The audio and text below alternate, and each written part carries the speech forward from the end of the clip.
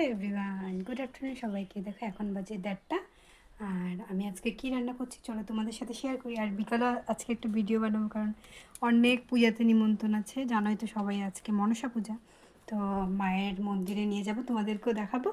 আর আজকে কি রান্না করছি চলো তোমাদের সাথে শেয়ার করি। তার আগে আমার রুমটা একটু দেখো। এই দেখো, রুমটা পুরো ক্লিন করে রেখেছি। দেখো,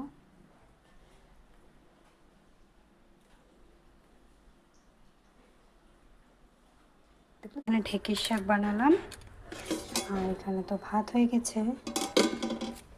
কী করছি চলো তোমাদের সাথে শেয়ার করি। এই দেখো, এখানে শুক্তা বানাবো, শুক্তা একটু সিদ্ধ করে নিচ্ছি।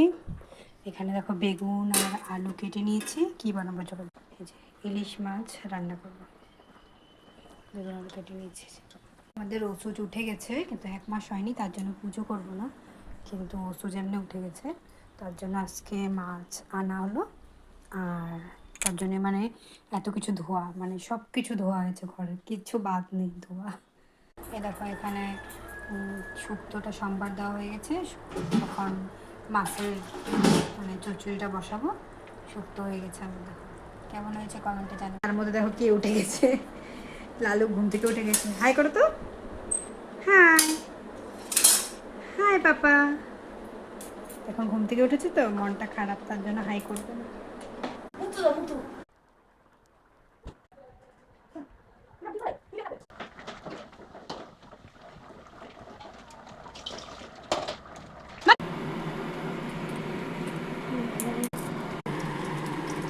তারপর এখানে শুক্তা হয়ে গেছে।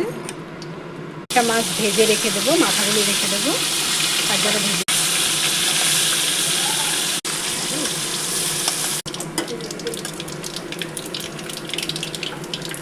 কালি জিরা ফোড়ন দিয়ে দিলাম।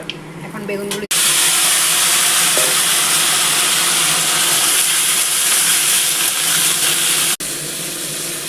মাছটাকে একটু মেখে নিয়েছি, শস্য দিয়েছি, শস্য না সরি পোস্ত দিয়েছি।